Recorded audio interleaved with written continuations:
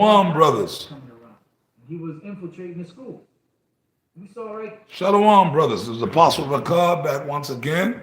Matter of fact, let's see if we can get this a little closer so we can catch up. This is Apostle Rakab back once again with another impromptu. Something on my mind, something on my mind, something on my mind. This is a video. We were watching this from Apostle Aramla, the other Apostle Aramla. It's called Watch Out for the Spooks. So this is the land back video off the other Apostle Aramla video. I'm here with the young elder Ratazar from the ATL camp once again. Shalom. And we're going to start before we start, saying all praises to Yahweh B'Shem Yahweh Shai. All praises to Yahweh B'Shem Yahweh Shai. All praises to Yahweh B'Shem Yahweh Shai B'Hashem Rakah Kwadash. Okay? So we were watching this video, so I was motivated in the spirit to do a land back off this video, of the Apostle Ramlab's video. Watch out for the spooks. Okay, and pretty much what he's going into was spies. He was going into spies, man.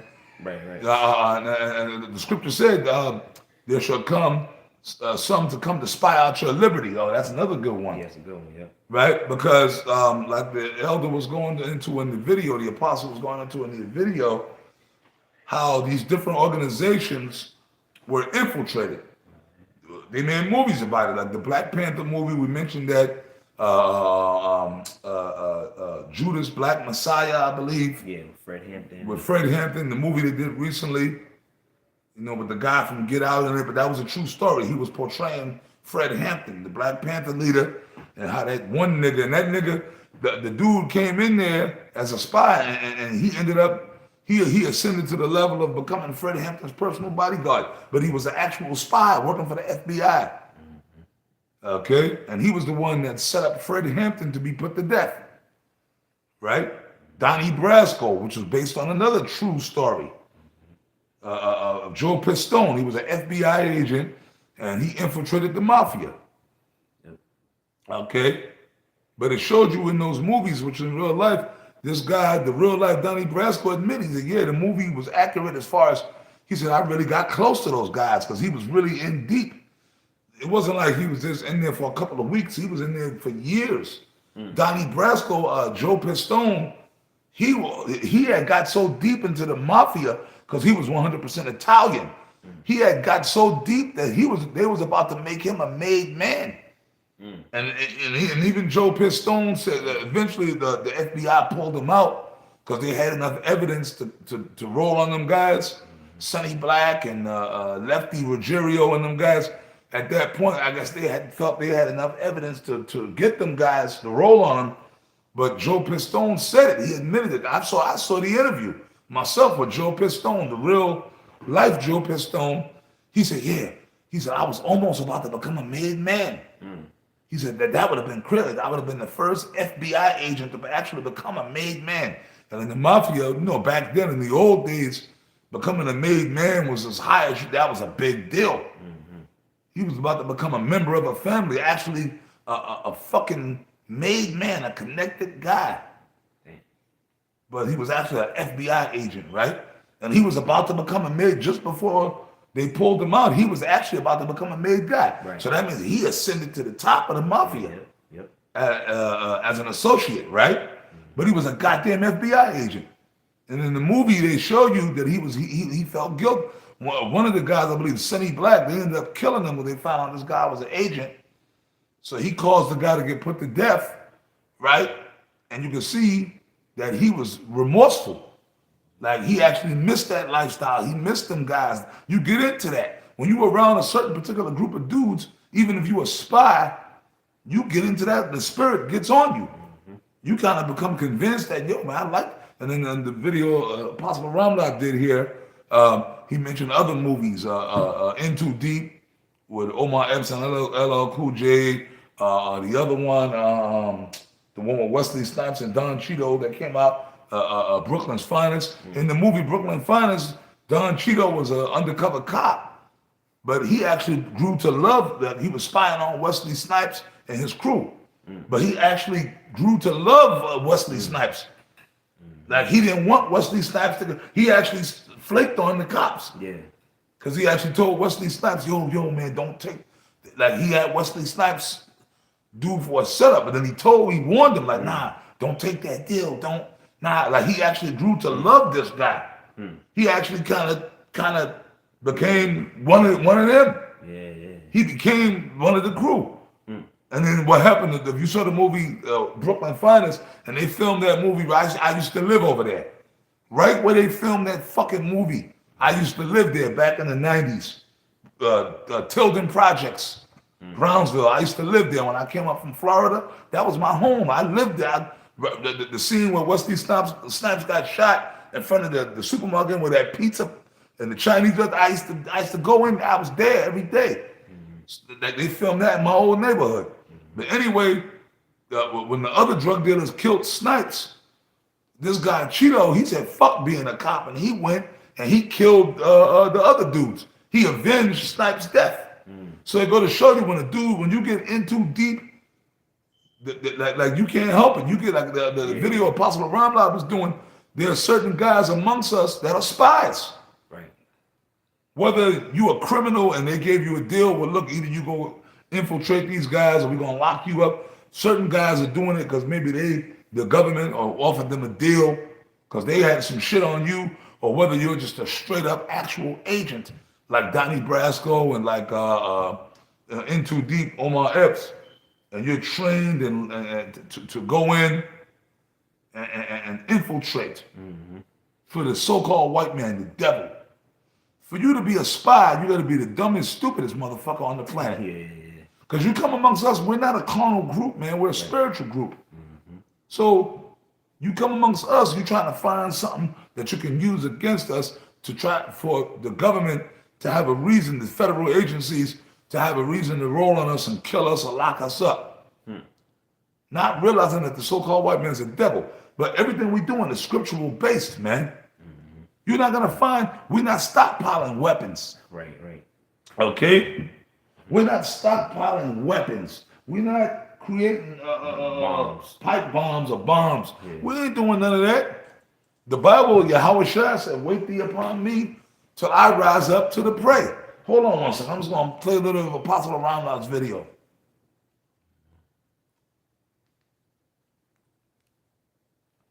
Satan is acting up.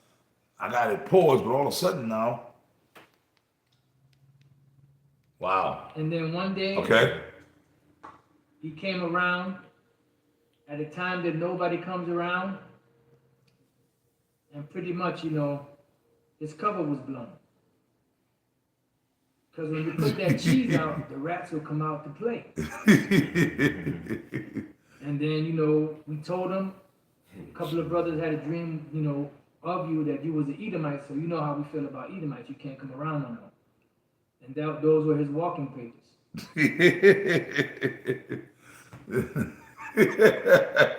You don't always have to just come straight out and tell somebody that they're spies.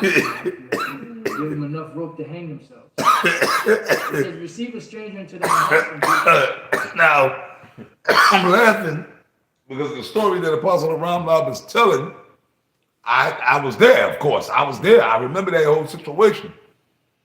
This is up in Connecticut when we had the Bridgeport, Connecticut school. We had an actual building, an actual school. And the guy that he's talking about, I'll say the nigga's name was Ben. He was an Ephraimite, Puerto Rican dude. And the dude was cool as hell. He was a member of the school. Like, basically, because back then you could just walk in, we had it where, bro, you could just walk in off the street. We give you a Bible, we take you to sit down. And dudes would start coming to class. Shit, at one point we had it open to the women, but at some point, Spirit of the Lord, Apostle Tahar said, nah, no more women in the school. But there was a time where women could come in. But then the Spirit of Yahweh Shai got on Apostle Tahar, no more women. Too much confusion. Yeah, we wasn't trying to be like One West. So we got rid of the women after school. That was the Spirit of Yahweh Shai, right? But anyway, we had it where if you were a man, you could just be a walk-in like that. Back then, that's how it was. Dudes could just come in right off the street and say, hey, brother, I want to learn. And we would allow guys to be, become members of the school. But, we were still with just like now. You couldn't just join the camp. You had to go through trial. We had to check you out. Like pretty much, you had to be in the school for at least a year. You had to show us that you were diligent and serious. You had to come to class every night, and we had to get to know you a little bit. And then maybe after a year, and then you had to take the soldier's test, of course. And then maybe we would allow you admittance into the camp. You know what I mean? That's how it was back then, right? But anyways, the guy he talking about, Ben, he was a straight up fucking undercover cop, man. And at first, we didn't think so. I mean, there were certain brothers that didn't trust him. Yeah, because he would be asking certain brothers questions. We used to have pictures up on the school. Like back then, we had, from the Passovers, brothers holding up swords. Yeah. And then he asked one of the brothers in the school about me, talking about Apostle Ricard. He said, yeah, Ricard. Because me, I always have that image and persona of being a wild guy. Y'all know, man, that Apostle Ricard, I'm the wild dude. I'll be saying wild shit, I'm kind of wild. So I always had that kind of image in Israel persona. So it was a picture of me on the, they had a picture, we had pictures, we put pictures of brothers up on the wall. Like, in the Passover, you hold up swords and stuff. Right? Passing the Passover pictures. Yeah. So one of the guys asked the guy, he said, no, that same guy, the guy Ben, he asked one of the brothers back, brother Ricard, Elder Ricard, yo, he kill anybody? Did he kill anybody? Wow. Has he killed them? Yeah, he's that straight up asking brothers, what the if I killed anybody. Wow. Yeah, like a brother gonna tell him, yeah, we killed the nigga, we buried him in the back. So that right there, and then one of the brothers said, yeah, brothers asking, I don't know. So at first we thought the guy was cool, but then when he actually would start asking questions, and then we had a picture of Apostle Tahar up there. He said, because at that point he hadn't yet met, because Apostle Tahar would only come up on the weekends.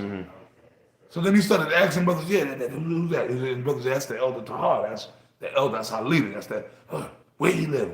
He started asking where Apostle Tahar lived. Wow. So already we had the skull pay on him. We didn't kick him out yet, because one of the brothers came and reported to us, like two different brothers came and reported to us that this guy was asking questions like that.